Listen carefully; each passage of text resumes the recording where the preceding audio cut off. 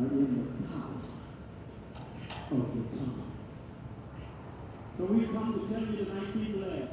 Practice looking through people around each other. Be blessed. Good morning. Be blessed. I'm Dr. Priscilla Be Smith, blessed. the Assistant Pastor of the Church of the Good Shepherd, under the leadership of Dr. Nita Faye Johnson. And I bid you greetings in the name of our Lord and Savior, Jesus Christ. Hallelujah. I want to say to you all, as I've said to all of our members, we may be isolated, but remember we're united in Christ. And so on this morning, I don't take this lightly. I count it a privilege and an honor to stand in our pastor's stand to share a word of encouragement for the people of God. On last week, our pastor spoke on the topic, staying positive in the pen. Many of you know the story about Joseph. But when she spoke of this, it had an impact on me, and it brought to my remembrance of a book that a colleague gave to me a few years back by Max Lucado, titled, You'll Get Through This. And the sum of that book basically said, you'll get through this. It won't be painless. It won't be quick. But God will use this mess for your good. So today I want to encourage you that God is still good. Hallelujah. And by the words of Max Lucado, keep calm and carry on. Hallelujah. Our scripture today will be coming from Genesis 41 and 30 and 2 Corinthians 4 and 17. And if you're with me at home as we do here, stand for the reading of God's word. And the word says that there shall arise after them 7 years of famine, and all the plenty shall be forgotten in the land of Egypt, and the famine shall consume the land. And the plenty shall not be known in the land by the reason of that famine following, for it shall be very grievous. And for that the dream was doubled unto Pharaoh twice.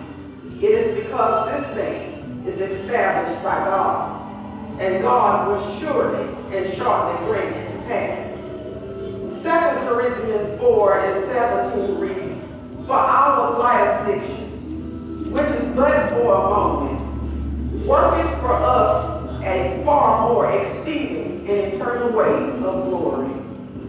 Father, we thank you and we love you. And it's in your name that we come, for there is no other name that we can approach the throne except it be yours, Jesus Christ.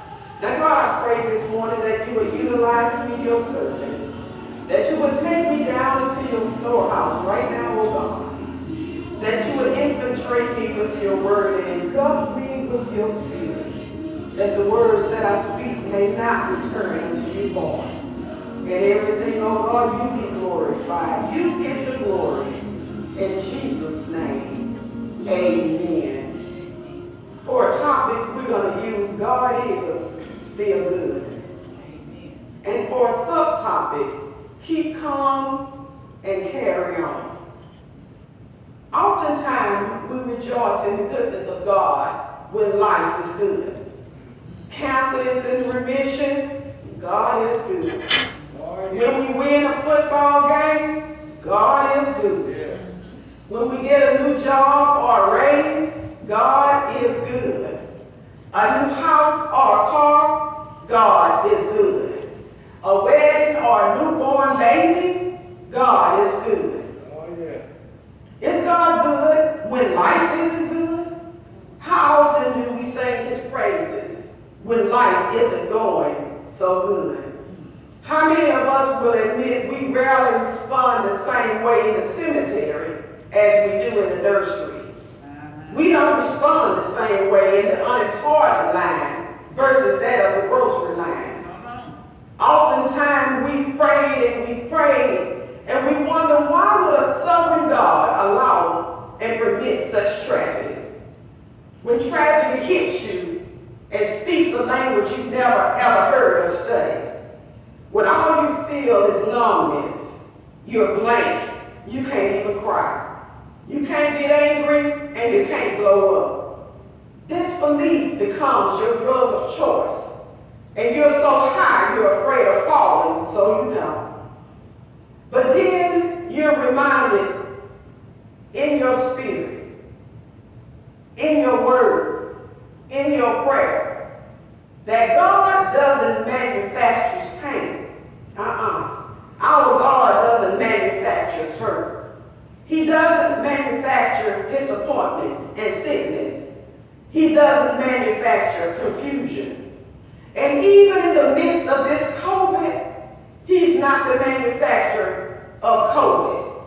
Neither is he the manufacturer of depression and anxiety.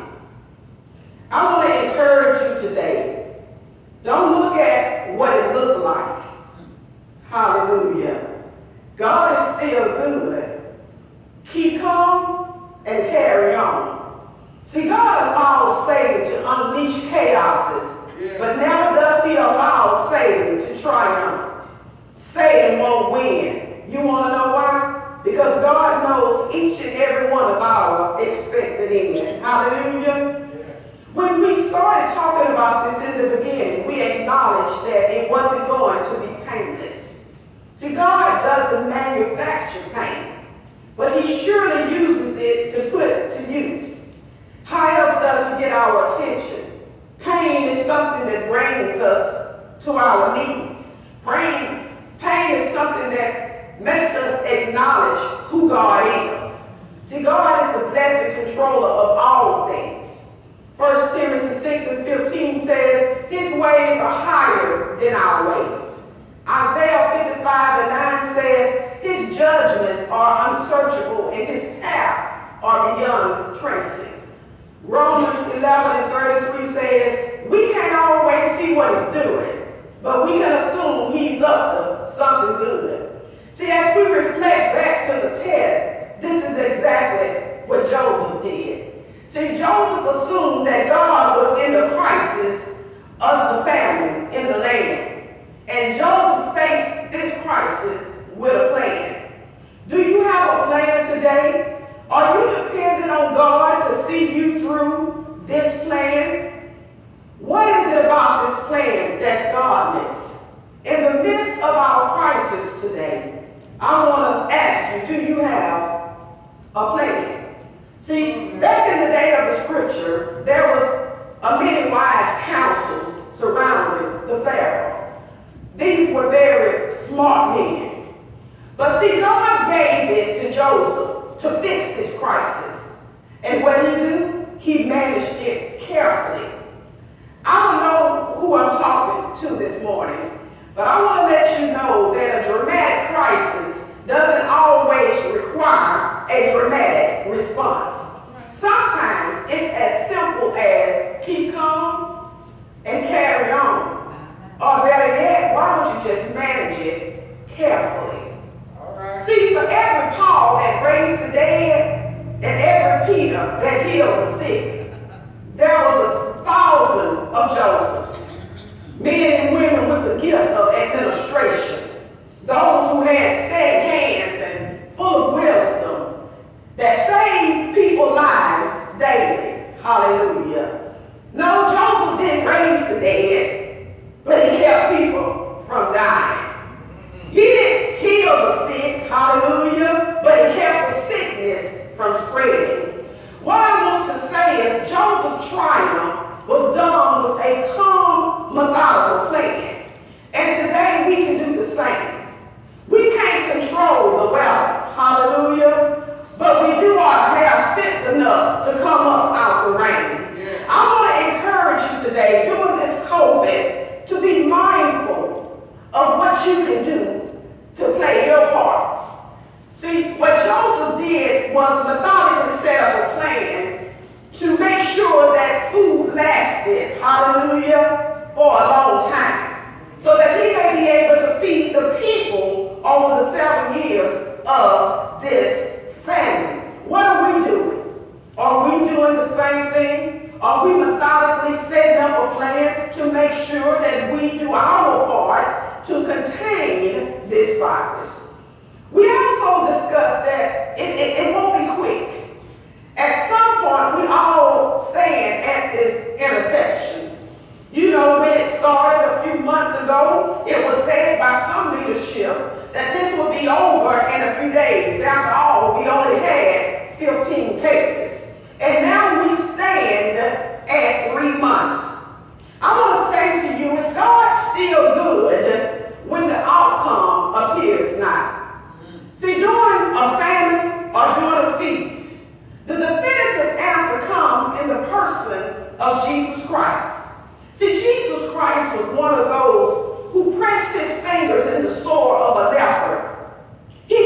the tears of a sinful woman who wept.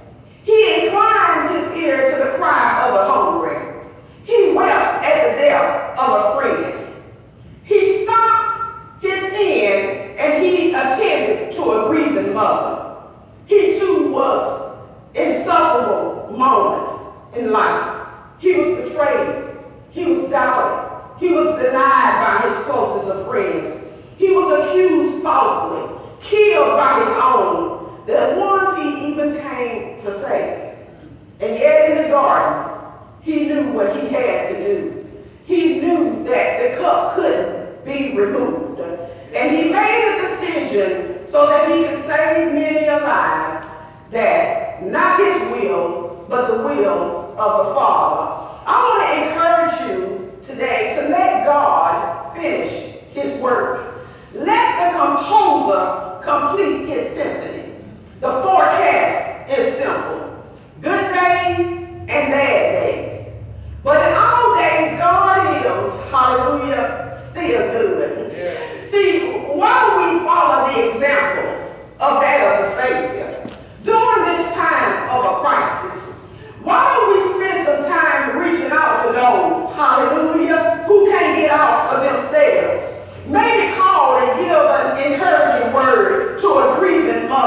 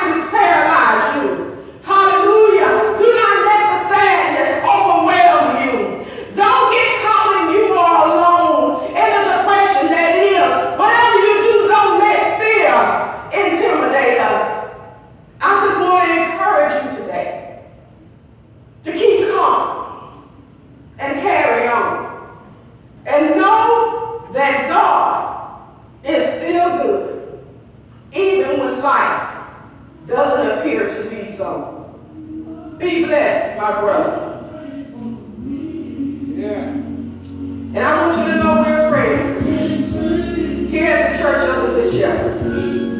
Under the leadership of Dr. Nita Faye Johnson, our prayer lady, is that we will pray for you and you will pray for us and watch God change things.